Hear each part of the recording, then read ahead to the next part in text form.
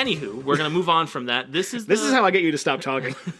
We're going to move on from that. So welcome to the show. This is where John and I share all things video game related and gaming related. We give you our opinions, some facts through some history episodes, and we just kind of have a good time with video games. So hope you like the show. And for those of you who have been with us the whole time, Mazel Tov, 1 full year. Yay! Yeah, you've been listening to this for an entire year. Meanwhile, I'm sitting back and I'm like, I barely listened to myself for like any amount of time. So now we say 1 year. What we mean is 52 episodes. Yeah. In reality, our 1 year mark was the anniversary mark. Yeah, and I was supposed to get you a broadsword as an anniversary gift, but it has yet to arrive.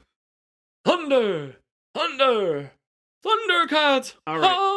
This is going to be the intro conversation. If you could have a legendary weapon of any kind, what would it be?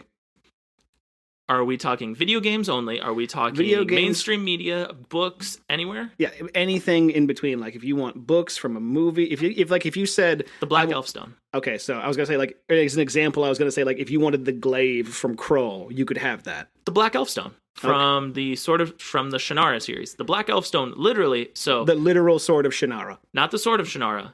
The Black Elf Stone. It's one of the elf stones from the ancient magic. The Black Elf Stone gets hidden because it is literally unstoppable. Case in point in reference, someone in the prequel to the Shannara series, when the sword was forged, back when they're fighting the evil warlock Brona, literally it's a we're gonna lose thing. Dude uses the Black Elf Stone, just obliterates all of his enemies.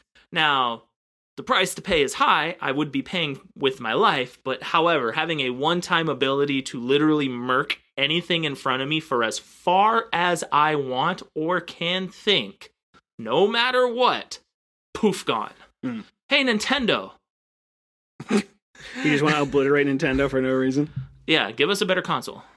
Make a new console or I'm literally going to level your building. That's terrorism. We do not endorse terrorism on this podcast unless it's funny. No, that's just strong-arming. Strong-arming by saying, look, we have yellow cake uranium. And and the rest of this joke writes itself. What about you? I'm torn between two central ideas. I think it would be amazing to have the Green Lantern ring and just basically create out of light and my own creativity to imagine anything in front of me to use in any situation. I think that'd be pretty great. The Green Lantern is such an overlooked power source that even Batman, when he had the ability to use it, was like, I can't hang on to this. You need to keep it. It makes my job too easy. There's that. If anything else, I would honestly like He-Man's sword. He-Man. Because freaking Prince Adam's already ripped. You know that? Mm-hmm. And then he just raises the sword, and then suddenly, bam, he's like, super He-Man. I wonder what I would look like as a He-Man. I mean, if you're wondering what you would look like as a He-Man, ladies and gentlemen, I'm going to posit the question to you and to John. I want you to think about what it would be like to insert yourself as Kratos in the God of War franchise, because that's about as He-Man manly as they come for video games. Yeah, you know I'm not wrong. I mean, there's the family-friendly aspect to it, which is very much not a thing in God of War. I mean, in the new one, it's kind of family-friendly. You refer to your son as boy. That is not family-friendly in the slightest. Boy. I see the way you murder people. Boy. I do not like that game. Boy. I like how we're gonna segue into the actual episode topic.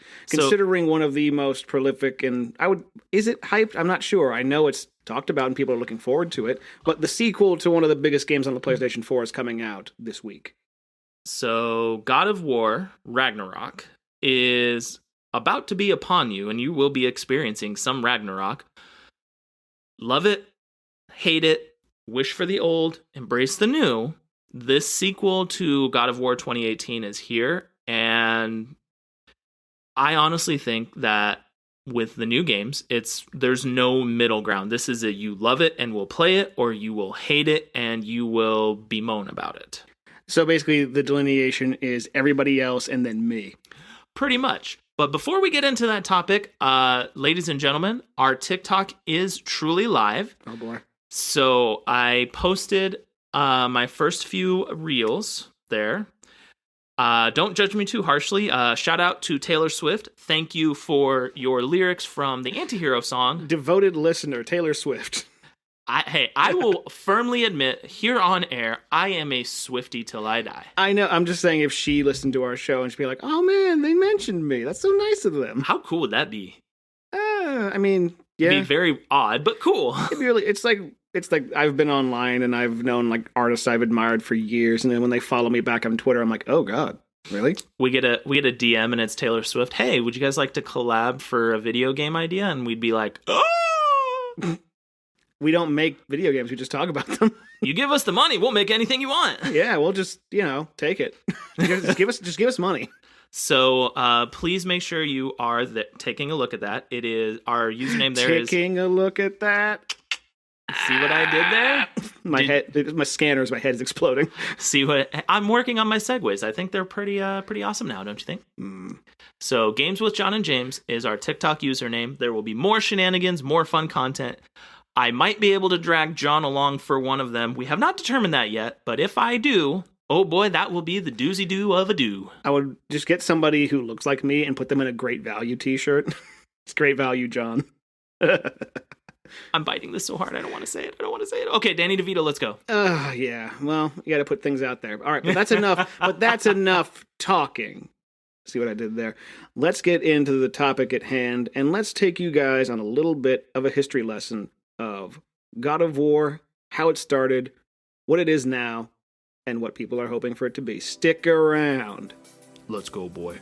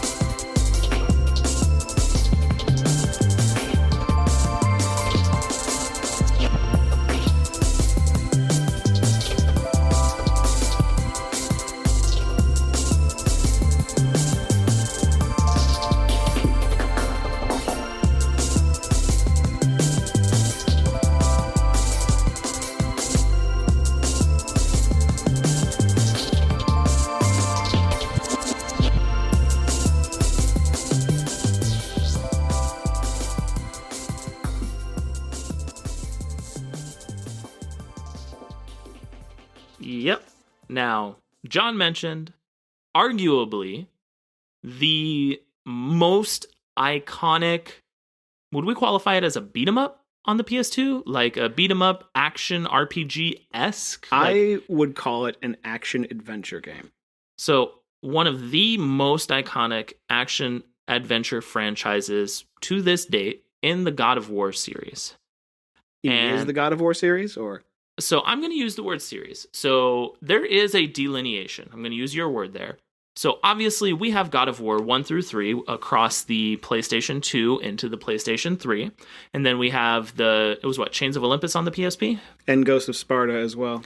So, and then we have the PSP games. And then for a while, the franchise after Ascension, it kind of went quiet. Yep. Because Ascension was like a remake of the trilogy, right? No, it was like this. So in chronological order, we had God of War, God of War 2. The 1, 2, and then the Chains of Olympus was a prequel, and then Ghost of Sparta, I believe, was one that took place after God of War 1, but before 2.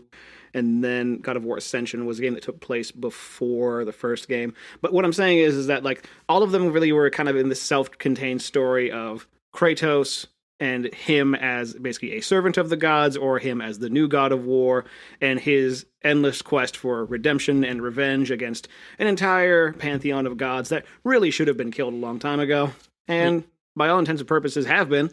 Looking up and refreshing myself with some of the story beats over the course of the franchise, Kratos gets beat the hell up and like deserves the justification to go and just pummel Zeus into the ground. I mean, yeah, if you're looking at it from that standpoint, I mean, because definitely, he took over as the God of War, and then playing devil's advocate, devil doesn't exist. Zeus is like, hey, go take care of this problem on Rhodes. Kratos goes and takes care of problem on Rhodes. Oh, that's really cool. I need you to infuse this sword. Oh, this is really good sword. Die. Yep. It's as useless as the gods themselves, and then he gets stabbed in the gut. And then time portal happens and whatever. Like we're not here to basically recite the exact story elements of the franchise as much as it's basically just meant to say this is a game series that's been around for a long time and has seen very like in terms of the it's seen rise and fall. It's seen rise and fall. Yeah, It's a fallen There's no way it's a fallen franchise.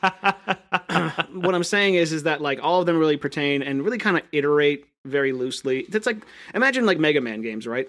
Like a new Mega Man game comes out, and you get new bosses and new levels and new music and stuff, but the actual rock solid like gameplay is the same. Yeah, 1 through 3 like dead on. The story continues very perfectly. So the big reason we wanted to have this topic this week is Ragnarok. It is dropping November 11th, right? Yeah, and reviews are already out now. You can go watch freaking IGN's review because, of course, they gave it a freaking 10 because, I don't know. So before John gets into his anger mode... I'm not angry about it. I'm just like, I just roll my eyes. Before John gets into I hate God of War mode... No, I just hate... New God of War mode. I hate new PlayStation. It's all Naughty Dog. So, the original franchise, when it came out the gates hard and heavy. When you think of your action adventure beat 'em up games, you had a few action adventure kind of games, but you didn't have anything as violent as God of War. And then you also got Devil May Cry, and it was a really cool kind of 1-2 combo for you to get your fill on just non-stop mature violence. Well, no, not in that too. Like the stylish action was what made it cool. Like being able to pull off cool combos and switch between move sets and use different weapons and stuff. That was its own like genre of action game. The original. I don't want to say stylish action. Yeah, I want it kind of pioneered those quick time events where you're fighting the boss, you fully completed it, and you press circle to. For lack of a better example, you rip the sun god's head off in God of War 3. After you beat him up, like you're punching him, and then it's press circle, and you just like rip his head off, and it's a quick time event. And what I appreciate is it didn't go, oh, these are hardcore, really good graphics in this quick time event, loading screen, back to normal gameplay. It was still the normal gameplay graphics. Yeah, and I do appreciate that. Yeah, because graphics and technology and game making technology, like we try to kind of put yourself in the headspace of these console generations when these landmark games came out. So being able to have like, you mentioned like the quick time events, but really it is just a matter of like technology is finally keeping up with the kind of gonzo ideas that we can have. So like in Devil May Cry 3, you're riding a flaming motorcycle up a tower in a cutscene, but you're still seeing it happen. To me, I kind of equate that to, yeah, like you're mashing the circle button to spear a Hydra's head on the mast of a ship in the Aegean Sea. So what you're saying is Devil May Cry 3 with that flaming motorcycle, they stole the idea from the Nicolas Cage Ghost Rider movie. Ghost Rider's been around a lot longer than Dante has. The Nicolas Cage Ghost Rider movie. Nicolas Cage has been around a lot longer than Ghost Rider has, or Dante. Look, you can make your little insert jokes everywhere. We're talking about God of War. It's serious business, okay? All right, so in the vein of serious business, if you had to cast someone as Kratos, what actor would it be and why? John Candy. No. Fat Kratos, go! It'd be hilarious. Barf the dog. I've eaten one too many bread thingies. I'm a Mog. Half man, half dog. Kratos is his own best friend. And if you get that reference, we appreciate you. Michael Clark Duncan would be my Kratos. Just get him ripped. Gerard Butler for me. He played a good Leonidas, and I think he could definitely play a good Kratos. I like how you said Gerard and I say Gerard Butler. Gerard? Yeah. He even pronounces it himself, Gerard. Well, good for him. I say Gerard. Are you just being pedantic to be pedantic? It's like when you say Harry and you have a British accent, you go, Harry. It's like that. Ladies and gentlemen, my co-host. Yeah, you'd be surprised how much like other dialects kind of creep into my modern lexicon. Like how many times in this show have I said controversy? Or you'll know I'm over the bend when I say aluminium. Aluminium. Yes. You were that kid. Yeah. Yeah, that's fair. I was going to say do something about it. I will delete you. All right, come on, let's have a go. Oi, crikey, mate. My name's Russell Crowe, and I like fighting. You know what, like fighting? Crocodile Dundee, yeah. Australia, Wolverine. No. All right. Back to we both kind of derailed on that side quest. Yeah, because we're so worldly. So the God of War franchise, it initially hit on the PlayStation 2, and it was a really freaking good game. I was gonna say masterpiece. I'm like, it is. So yeah, I'd say so. Like for its time and what it did and set out to do. Yeah. So when I look at masterpieces, because I think you did hit the nail on the head right there. You look at games and you look at how do they hold up today, right? Mm-hmm. So obviously some masterpieces, like in my realm, Chrono Trigger, Final Fantasy VI, like regardless of the graphics and the time period, those are still considered and hailed as masterpieces. God of War, more modern, it's on the PlayStation 2, and it's a little bit into the life. It's not like it came out as a launch title, because the original one came out in what, 02 or 03? I think it was 02. So a couple years of development, understanding the machine, like actually getting into it. And if you play that today, everything still holds up. A lot of modern games still have that same style of action combat. The story is on point. What's nice is that there's an actual, I always champion the idea of blending of story and combat and world. And like the cool thing that God of War 1 did, where Orpheus is digging the hole in the beginning of the game, and he kind of like he just says some foreboding stuff, and then as you're about to come out of Hades to try and kill Ares at the very end of the game, you come out of a portal that was fully dug, that he dug from the beginning of the game. You're like, oh my god! Or you run into the fisherman that you've kicked into hell. Like, that was funny. They did such a good job tying in things that you did, so it kind of called you back to why you enjoyed playing it. And not a lot of games do that very well nowadays. Again, blending of combat, story, and world and character and all that stuff. Good. So we'll call the whole thing world building, right? Yeah, I'd say just even competent. Like I say, tight script when I've talked about like games that do that kind of stuff really well. So I'd say it's a tight script. Every part of the story buffalo / gameplay buffalo was used. It definitely, like, it holds the test of time. And it's literally, if you think Sony PlayStation and flagship franchises, you have your Ratchet and Clanks, you have your The Last of Us, the new generation of franchises. Every Naughty Dog franchise, every Insomniac franchise, God of War, Gran Turismo, they're all up there. But like Kratos, he's still a face of PlayStation, and it stood the test of time. A very angry, snarling face. It was, I honestly think OG God of War and God of War 2 back on the PlayStation 2, right? I think they were ahead of their time for what they were doing, because if we look at modern gameplay for action adventure, hack and slashy, violentish games, a lot of it, the blueprint was there. Yeah, they're the blueprint. They created the perfect blueprint. Well, it's interesting because, again, like headspace with generations, right? So when you think about what made a landmark game on older generations of consoles, I felt like there was a bit more diversity in the type of game you would get, because, like, granted, different genres of games appeal to different people, but, like, I think, because a lot of people nowadays, a lot of kids, a lot of people just in general, they tend to gather around things like Apex Legends, Fortnite, the Call of Duty games and stuff, right? And those are all very specific types of games. They're shooters.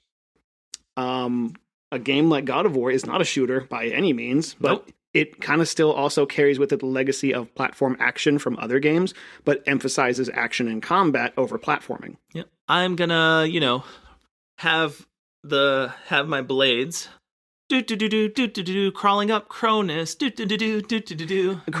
crawling up the tower that Atlas is carrying in the desert for like 3 days. Like, even just hearing that in like the narration of the story was like, that's awesome. It makes it sound epic. The voice acting was amazing for its time. Mm-hmm.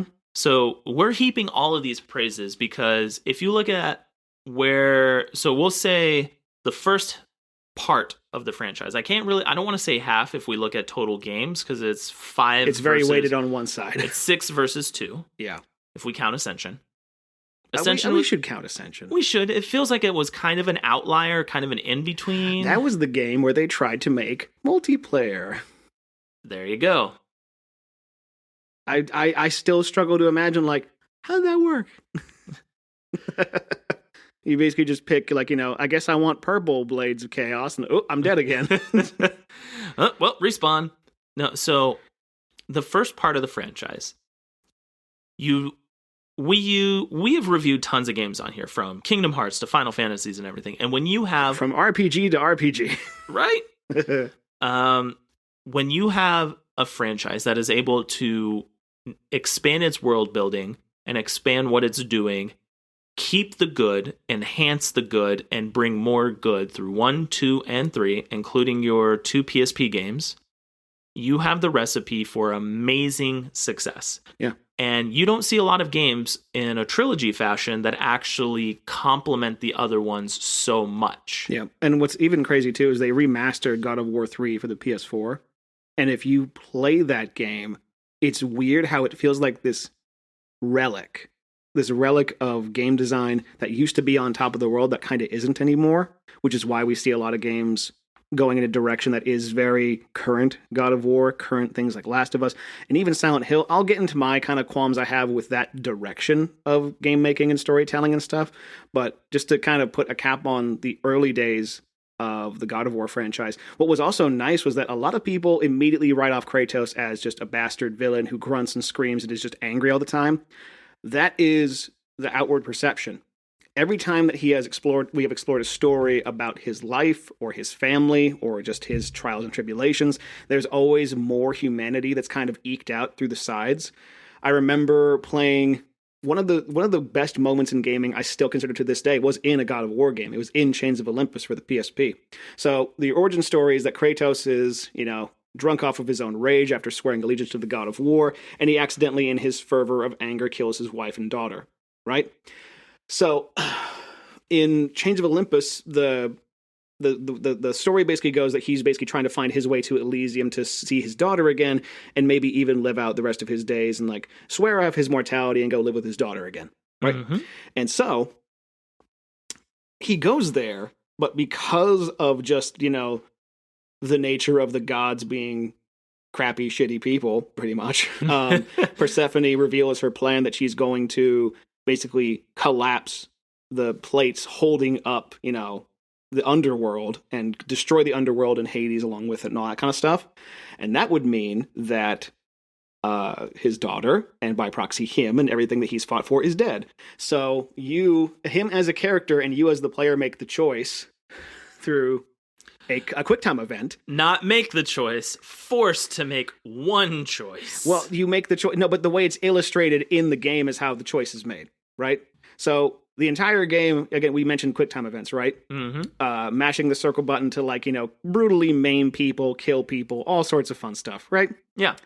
When you realize her plan is happening, and that's what's, your daughter's going to ostensibly die for real this time, that smash the circle button prompt comes up, and you gently have to push your daughter away as you basically throw yourself back into the cycle of violence and start killing all of the invaders and go off to fight Persephone.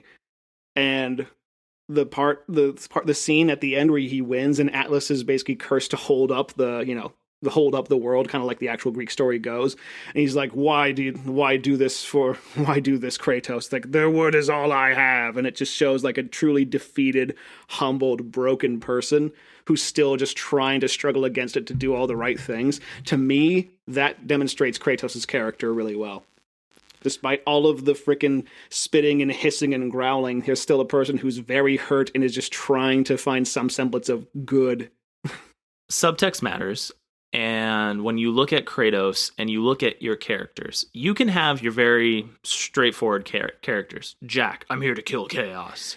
You can have yes. You can have your psychotic villains. Kefka, Joker. You can have your archetypes, your Batmans, your Supermans, etc., etc. Yeah, there's archetypes and tropes and all sorts of stuff.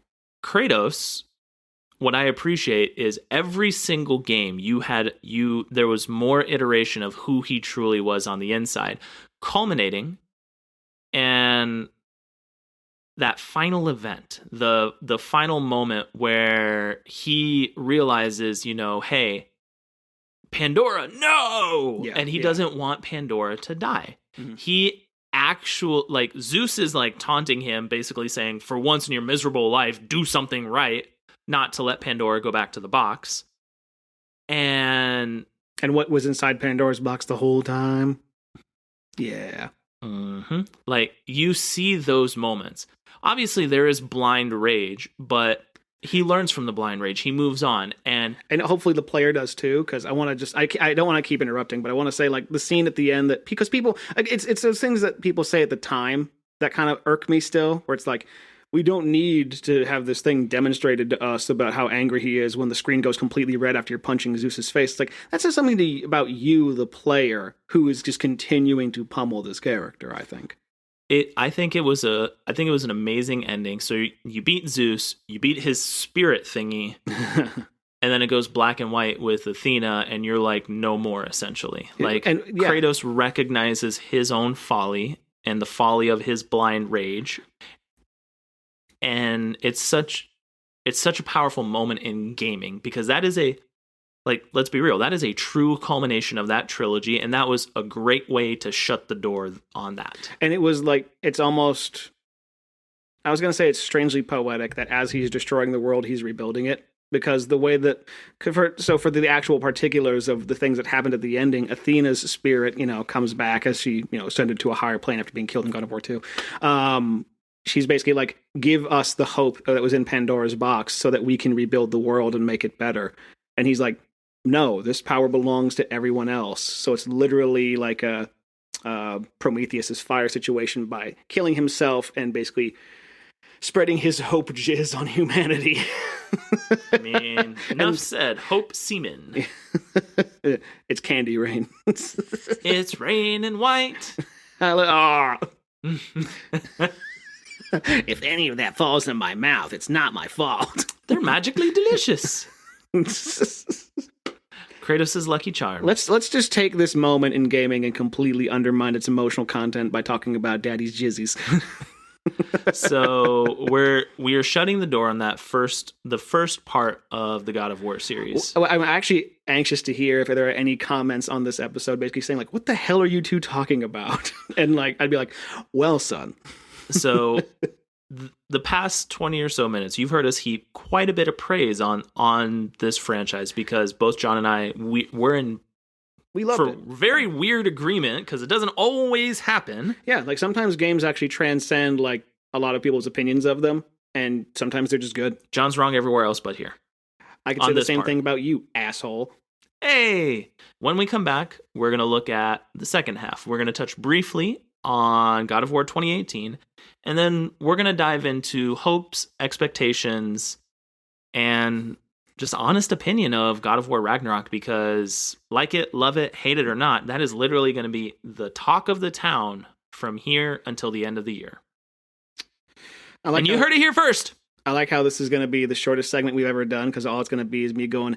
You're going to Kratos into the mic? Yeah, I'm going to Kratos into the mic and be like, yeah. When we come back, boy, we'll be on air. Man. Meet hand hook man corridor. Boy. And man. Okay. Shut up, Chef Boyardee. Let's go to break.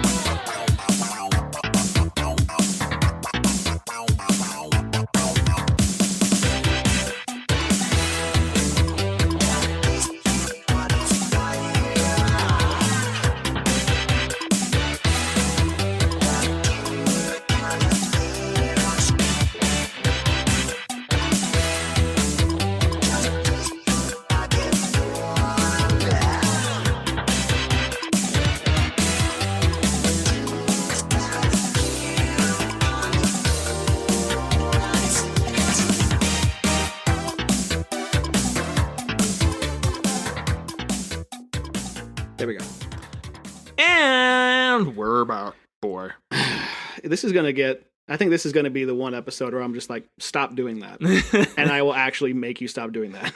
All right. Well, Meat Sponge and Sonic Heroes are back. Fun. I don't care. Just don't do the Kratos voice. I want to talk about stuff and not stare at you through my squinted eyes like, You think you're funny. You think you're funny. After God of War 3. That's how you know we're friends, folks. We hate each other. Right? Screw you, John! I love you too. So, after God of War 3, after God of War Ascension, there was a break in the franchise. It was what? Almost, it was like a 7-year break, if I'm not mistaken, right? 7 or 8? It was a long time. After Ascension, because Ascension, for all that was made in it, and it was just another God of War game. I think that was kind of its biggest thing against it.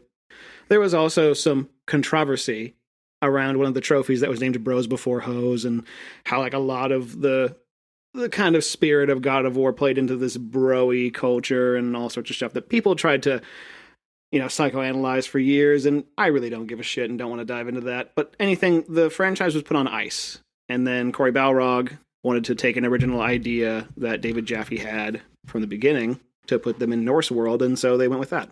So that was the starting point anyway. Ascension came out in 2013. So we're talking a 5-year hiatus. In those 5 years, the dynamic of your action adventure or at any style of adventure or action game shifted significantly with your Uncharted's, with your Last of Us, with your, as you said, your Naughty Dog, Rockstar, etc.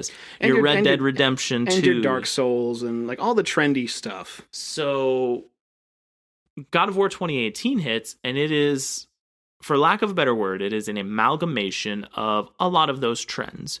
You are thrust into this brand new Norse world. Kratos has had a kid with one of the... Some other demigod, or I don't know. Freya? It's what? Was it Freya he had the kid with, or wasn't the mom a giant? I thought the mom was a giant. Spoilers for God of War 2018, I guess. But yeah, so Atreus is like a quarter giant and a quarter god because of Kratos. Yep. Kratos and his mom basically half god, a quarter. He's 25% god, 25% giant, 50% whiny bitch. Anyway, so 2018 hits. It opens up. It's kind of a cold open for all things considered. I say whiny bitch, even though I did play the game and I know the scene where like a guy's about to kill him and Kratos does that dad thing where he's like, "You must harden your heart to it." And it's like that was the one scene in that game that got me. That made you be like, oh. Yeah, like, oh, there might be something to this, and then everything else just made it fall apart. So both John and I have played God of War 2018, but both John and I also have the similarity of not finishing said game. I know how it ends, though. We both know how it ends. And so for all the people who have already rolled their eyes and said, oh, you didn't finish the game, well, your argument's invalid, go fuck yourself. We know what we're talking about. So it opens up. Go finish Death Stranding, you pedantic dick. Do what I did. Are you just shouting at imaginary strawmen right now? I do that every episode. Big facts. Big facts. Speaking of big, my mom. So you get this really cool fight scene that happens with Freya's son versus Kratos. The dude can't die, can't really feel pain, just heals everything. Whereas Kratos is starting to get sluggish over the fight. So they try to do this big, grandiose, hit you here where it comes. And then, honestly, like at one point you literally go back and you get the Blades of Chaos. Like, at that point, it's just like, come on. Come on what? There's no reason if you're trying to, in my opinion. So I respect what the game did. I enjoy Norse mythology. I really enjoyed seeing the world serpent having conversation with a cut off head of Momir. Uh-huh. Like, and the world serpent is just like, and it's just bring me Peter Pan. It was really like, and it's a Kingdom Hearts game. The world design, you can even agree, they did a damn good job on world design and the vastness of how it felt. It did good, but I think games are more than pretty pictures. They are. Like, I care way more about what I'm doing in a world. I'll sacrifice graphics if it means what I'm doing in the world is more fun to me. Because I'll tell you the moment that broke me in wanting to ever pick up that game again. So the game incorporates puzzles, which is not a new thing, but their choice of puzzles is stupid.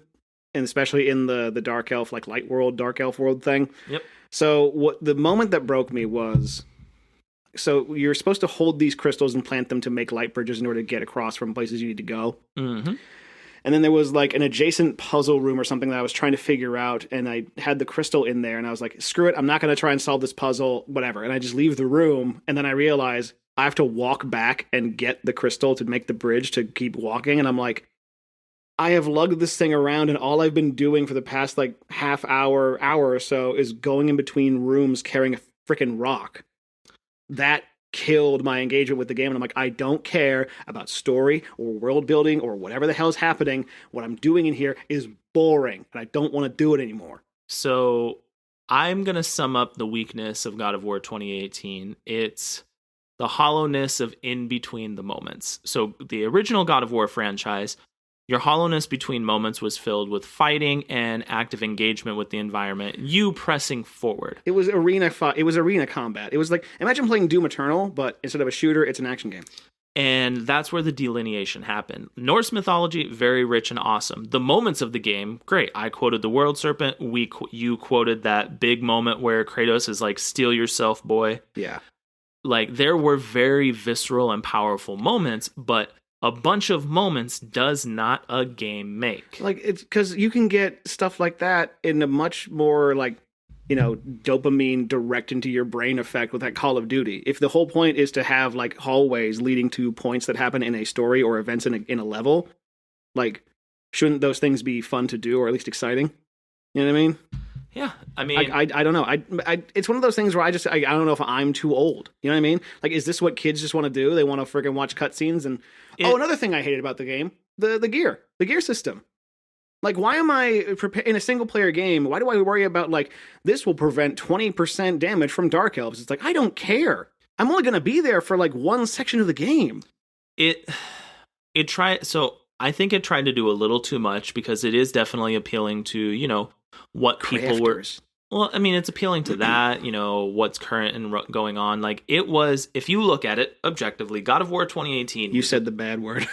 Objectively, yes. If both of us put on our objective glasses, it is in tune and in touch with what gaming and gamers are of 2018. It is a very, and to me, that's what made it bad. Game. To me, that's what made it bad. Well, you and I we're relics of the past. Like, I just don't care about crafting. We are relics of the past. Admit it and accept it, and you will be better for it. No. That is my one philosophy. No, because like even Last of Us does it. Like, that's my one rule. The crafting table. I don't care. I don't want to craft my guns. Just give me guns to find. I don't give a shit. Hey, shout out to Star Ocean for just making you grab stuff without having to worry about it. Yeah, like is working at a gun table or working in like a mill or some type of forge the most exciting part of your game? No, then why have it? So, and don't have it be a menu either. That just makes it worse. God of War 2018, it definitely, like, a lot of people loved it. Got a greatest hits. It is what it is. It is a... Yeah, I'm just kind of over here, like, you know, frowning and complaining over nothing, because nothing I say is going to make this franchise not a blockbuster. Now... But I'm still going to have my frown on. I'm going to look at it and be like... Bleh. Are you at least willing to try God of War Ragnarok? Because 4 years have passed, and things could have changed. It's funny because the literal downside I've seen in reviews is that the start of the game is slow, and I'm like, oh, so you want to make sure that the pacing is excruciating so it'll turn off people like me, huh? Well, it sounds like John is not trying this game, but I will. Yeah. So we'll play together, random strawman people. You know, technically, I would have a streaming card that works if everything decided to agree with me. So maybe we could stream that and people all around the world can watch me be like, this sucks. Raspberries. And then I'll go play Sonic Frontiers and be like, this is the best game ever. So we're not going to dive too deep into God of War Ragnarok as we don't have a trial copy. We have not seen anything outside of other people's reviews. And whose fault is that, Sony? I've only said how much I hate your games. Why don't you give us free games? I don't hate their games. I loved like everything else they made. We know this is going to be the last for this iteration. They went on record and said it's two games. Yeah, it's a 2-part story. So we already know there's something big happening with Thor. They've shown Fat Thor. I like how that's the distinction. Even though they've shown portly Thor. Even though at the end of frickin' Marvel's, Avengers stuff, you see Fat Thor in that too. So we know there's going to be a big climactic battle with that. How are they going to utilize Odin? We don't know. You want to hear my prediction? Honestly, I think the way that this story is going to end, like Atreus is either going to kill Kratos and stop the cycle of like, god deicide violence and stuff like that, or take to some type of throne or something, or like, because I don't think it's going to end with the two of them being like, now it's the two of us against the world, and now we're the new Odin and Thor or whatever. It's not going to probably do that. If it does do that, that's hokey as shit. But yeah, like I envision Kratos dying again, which will basically serve as a blank slate for whatever the hell they want to do next. Kratos meets Indian gods. Oh my god, that'd actually be kind of cool. I love Indian mythology as well. I love Japanese mythology. I love Chinese mythology. I would love it if they did a BioShock Infinite so we could see Kratos in like a freaking 1800s like Big Daddy costume. He'd be in a freaking pimp suit. So he'd driving a penny farthing bike. Just completely remove everything about him that's cool. No. So there are a lot of holes to fill from the plot. There's a lot of loose ends to tie. If at the bare bones, at the bare minimum, they give us more of God of War 2018, it's going to be a blockbuster. People are going to love it. It's going to get a greatest hit. It's going to do that either way. People are going to buy this thing sight unseen, review unread, and be like, this is the best game ever. So I honestly think it's going to improve upon 2018, and I honestly think it's probably the one game that can compete with Elden Ring for Game of the Year. Yeah, probably. Horizon Forbidden West can't, even though that was an amazing game. None of the RPGs. Yeah, you have it. I do have it. Play it. I don't want to play it. You enjoyed the first one. Play the second one. We've had this discussion so many times. And so many times I will continue to die on the hill of at least try it. No. So you're the bad one. No, I'm the one who doesn't want to waste my time. You're the little 5-year-old crossing your arms. No, I don't wanna. Now, if you'll excuse me, I'm gonna go replay Death Stranding. So that. Oh man. So honestly, I can undercut myself. Thank you. Yeah, that's fair. Like it, love it, hate it. The God of War franchise is here. This chapter is closing, and who knows what's going to happen for the next chapter. Part of me doesn't even want to know. Like, I kind of want to be excited again. People, like, for all that I have said and stomped my feet and harumphed about, like, this game is going to be a more perfect version of the thing it's setting out to be. 100%. And not in the same way of like, because I mentioned how I would talk about it. How I talk about how there's this thing that's happening with like narrative-driven games and remakes of games and ways games are just kind of being told and stories are being told now. Like Silent Hill 2, a remake got announced, right? And what it's doing is following suit with the current trend of narrative story games and action games now by having this game have the camera perspective from like over the shoulder behind, right? Yeah. Basically the Batman Arkham established camera that had that, for a long time, which I think Gears of War did. Really, that kind of third person over into the corner action type of game stuff happened with Resident Evil 4. I think that started it. But I want to get back to it. So what that does though for its storytelling can only hurt it, I think, especially in the instance of things like Silent Hill 2 by following trends. Like you erase like this method of storytelling that only fixed cameras and like certain genres of things really could only explore. So I think by following trends, you remove a piece of this identity, which is a huge problem I had when I saw God of War get announced the way it did. Like all the identity that made it like the original God of War franchise, which by and large was an identity largely borrowed from like a Devil May Cry or the action games of that time. There was still like, if you put like a new God of War in the style of the old God of War out nowadays, it would be so dissimilar to what current games are now and what trends are doing that it would be refreshing. So that's, I think, what I'm missing. I'm missing the potential for that, to have something proven that works, which honestly did because Devil May Cry 5 happened. We haven't played God of War Ragnarok. We don't know. So I'm not saying that's a detriment to the game. Like I said, it's going to be a perfect version of the thing it set out to be. But what I'm saying is I know what you're saying, and I apologize. I'm getting my interruption of you. Okay, go ahead. What if what you're asking for, that dissimilarity, that not just being different to be different, being different because you're following your own path, right? Yeah. What if that actually is part of this game and that's just not being reviewed because we know what reviewers do. Oh, look, shiny here, blah, blah. Yeah, they're magpies. Yeah, fine. So what if they actually give you some of that. Would you play this one? I just don't know if it has it in it, though. If anything, it's going to be a retread and just a re-examination or a, quote, better version of what was already there. It's a sequel. So, I mean, I think we're beyond the days where a sequel to a game would go from like Super Mario Brothers, where you're jumping on Goombas, to Mario Brothers 2, where you're throwing turnips at birds. You know what I mean? That's I can't really hum that. You can't really vocalize Nintendo music. The fight music to Birdo was always enjoyable. Oh, yeah, it was a great game. People looked at it like, this is weird and different. Like, yeah, that's good. No, but what I was going to say was, again, like the idea of identity in your games, right? There was a very fixed idea of what the identity of a certain franchise was, and always kind of will be. And I miss that. I really do. I miss the way this kind of hegemony between games and franchises, or even platform holders, like, to me, like the games on PlayStation right now are Spider-Man and everything else Naughty Dog makes or looks like a Naughty Dog game. And I'm like, there's got to be more. There's got to be more to this. Because even now they're thinking about doing a remake to Horizon to make it like a PS5 one that looks good. And I'm like, it already looks freaking great and it came out like 5 years ago.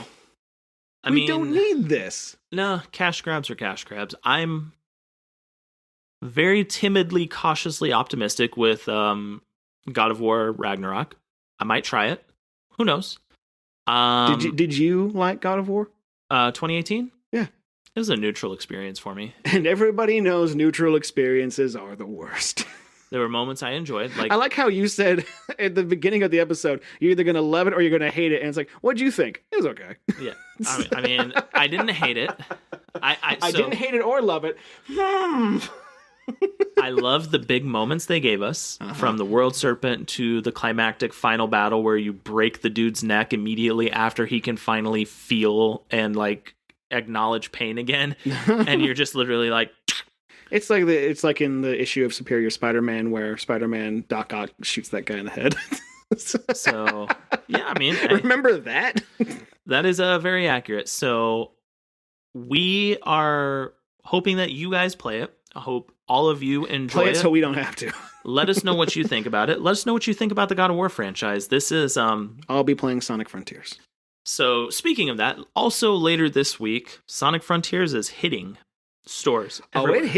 It hit before God of War. Well, it is hitting because what? Sonic Frontiers is the 9th, right? I believe it's the 7th. So let me actually take a look at this just to make sure. So while John checks that date, because I know, God, this is the problem where we want to like future-proof things. While John checks that date, make sure you are following us on Instagram. Now also follow us on TikTok, Games with John and James. Make sure you're also taking a peek at YouTube. John has been plugging away. All of our episodes are there. You can enjoy them audio-wise. We have finally put to traction some of the stuff that we have been trying to put out there. Make sure you keep on joining us. Wow, they released the same day. So they're both on the 11th? The 8th. The 8th. So... Wow, if you released a Sonic game on Veterans Day, that would support the troops. Go fast to retirement. I just like the idea on Veterans Day, the game God of War comes out. That just seems like you can't make that shit up. Yeah. Let us know what you think of the God of War franchise. Do you see it as two separate arms of an overarching franchise? Do you see it as a continuance of where it left off? Do you see it as two different identities like John mentioned? We want to know. So let us know in the comments. Yeah, I want this to be the most contentious episode we've ever done. No, it can't be. Because it's me versus the world. I mean, you want to be contentious with our fans. Not contentious as in like the discourse. Not contentious as in like I'm actually going to kill you. I mean, you couldn't catch me. Not you. Them, the straw people, the people I'm making up. You can't catch them. They just disappear. Our listeners, the people making up. You are all a fantasy. You don't exist. I imagine you as hay bales with googly eyes. Ladies and gentlemen, do you want the red pill or the blue pill? Or Choose wisely. Do you want the black pill? Now, Jimmy, to the black pill. Well, that just turns you septic, and now you have cancer, Jimmy. You're a beta male, Jimmy. That's why Cindy won't fuck you. Oh, in a Petersonian way, as we all know. Oh my goodness. Yeah, sometimes God tells me to do things in my sleep, and I wake up and I smell like gasoline and there's fires. Carl, what the hell? This is what I deal with, ladies and gentlemen. Yeah, you know your life's better when you love me, and you love that impression. Hey, oh my God, I can't believe I spaced his name. Never mind. Kevin Spacey. I hate you. So, honestly, thank you. And the question I do have for you, before we let you go, and before we go to our glorified, awesome, badass outro, who do you want to play Kratos?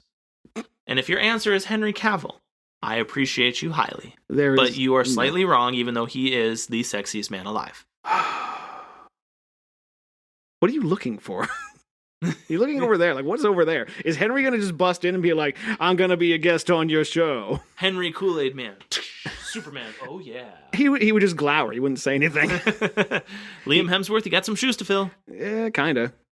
So let us know what you think. Let us know how you feel about this game. I know a lot of you are going to pick it up. I'm not getting it day one. So for all of you who do, let us know, because we want to know if this is, for John especially, if it's worth the time to give it a chance. And if it's not, hey, cool, we wait till it hits the clearance bin for $5. It will never do that. No, 2018 hit clearance bins for $5 in Target and Walmart, back on Black Friday sales 2 years after. Okay. I'm just so used to Nintendo games never going down in price, so it's like, okay. That's Nintendo. This is Sony. Which one is better? Do you want, again, that's the red pill and the black pill right there. Sony or Nintendo. Oh my goodness. So, I don't want to see what's inside that rabbit hole. So thank you so much for listening. I'm John. And I'm James. This has been Games with John and James. And God of War Ragnarok, 3 out of 10. You heard it first here. For him, a 3 out of 10. I'm going to give it a 7 until I play it. If I don't want to play your game, you're kind of already facing an uphill battle. And I will die maniacally laughing, kind of like I did when I presented him the Sonic Heroes graded copy. Oh, you got to bring that up. And when I died laughing, that's what I'm mentioning. When I presented John with that, I will die laughing like that if he actually does play the God of War Ragnarok and he actually enjoys it, and that 3 gets bumped up to like a 7 or an 8. I will maniacally cackle for 30 seconds in a boomerang reel to where you can just hear me laughing and pointing at John as the screen shakes and triggering intensifies. Let's give it a 6, try it. All right, well, we'll see you next time. Thank you so much for listening. As always, you know where to find us. Talk to John on Twitter, talk to John on YouTube, talk to me on TikTok and Instagram, talk to both of us on Facebook, and let us know what you think, and keep sharing us with your friends. Can't talk, playing God of War. That's what they're all saying right now. We're leaving now, boy. I don't want to go to school, Dad. Bye.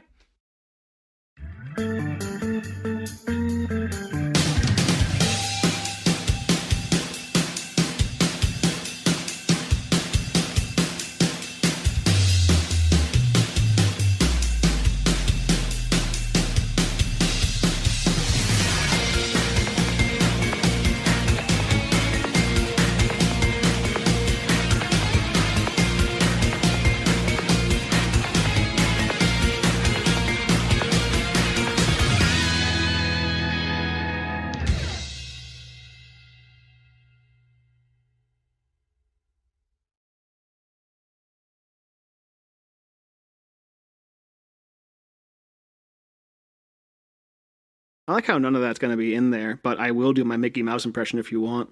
You've already done it. Say, fellas, let's go find that door to darkness. Let's go find Odin's corpse and put dicks on his face. I don't know. Hey, you have to leave. You have to leave that. That was kind of cool. What would Mickey Mouse do to insult the gods? He'd probably put Mickey Mouse ears on him. He'd just erase them. You know, he'd be like, I have cartoon liberty. No. He'd actually, like, it'd be the ultimate insult. He'd be like, here you go, Odin. There. And he just puts him on his head. Oh, you can't come to Disney World. And then, what's his nuts? Anthony Hopkins is like, how dare you? You thought you knew who Zeus was? Huh? This is our Zeus. I'm your dad now, fucker. I thought I was going to say a very different word. Ladies and gentlemen, Mickey is going on a rampage and he's sending people to Valhalla. No, that's over the shitty Disneyland speaker. So it's like, Mickey Mouse is killing everyone in the park, so you might want to make your way to the exits. Welcome back from the side quest of random Mickey chaos. Mickey versus the gods. Oh my god! If I would actually play God of War, if they went God of to Mickey, God of like Disneyland, oh, that'd be amazing. God of Mickey. Kingdom Hearts 4 better have some Marvel shit in it. No, it has to have Marvel shit in it, or Star Wars shit. No, bring back the Final Fantasy. No, don't do that. Yes, do that. There's so much... Because the whole point is to have Disney and Final Fantasy. What the hell do you need from either of those? The fact that they're there. How about we actually explore the worlds of Final Fantasy versus just random Disney worlds and having them be random lost people going through time and actually get to the heart of the matter and utilize the core villainy of Final Fantasy This villains. is the problem with crossovers in general, is that you have to decide, you have to disseminate what exactly gets highlighted. So instead of going to Disney worlds or Final Fantasy worlds, go to an original world that is basically a crossroads / traverse town. Or you show why X, Y, and Z were gone. They kind of explained it in Traverse Town with "My world was eaten by the darkness." Dude, could you imagine the kind of... Sora wouldn't give a shit, because they'd ride him like a fucking idiot. But no, imagine like he runs into Selphie... It's Selphie, right? That's her name? Yes. From 8. Yeah, and Titus and Waka, and they're like grown up, living wherever the hell they're living. Like, oh my god, Sora, I haven't seen you in forever. Where have you been? Like, so you remember how they destroy the first world and everyone just goes their own separate, the darkness opening does. the opening event, darkness destroys the world, and then you get to Traverse Town. Like, actually incorporate that and destroy the worlds to where then it doesn't matter how you build it. Don't just give me dialogue of "my world was destroyed, but here I am to help." Yeah, like do something like that. I think that's what they're just based on the trailer. Maybe that's what they're going to try to do with 4, but they've already basically shown that they have no interest in making something fantasy-like when they're just going to go to Shibuya. You know what I mean? Yep. Well, I'm going to reel you back from the side quest. No, hold on. No. This is going to be tacked on at the end of the episode, so I'm going to make a little clap, and then we'll have it separate, okay? Okay?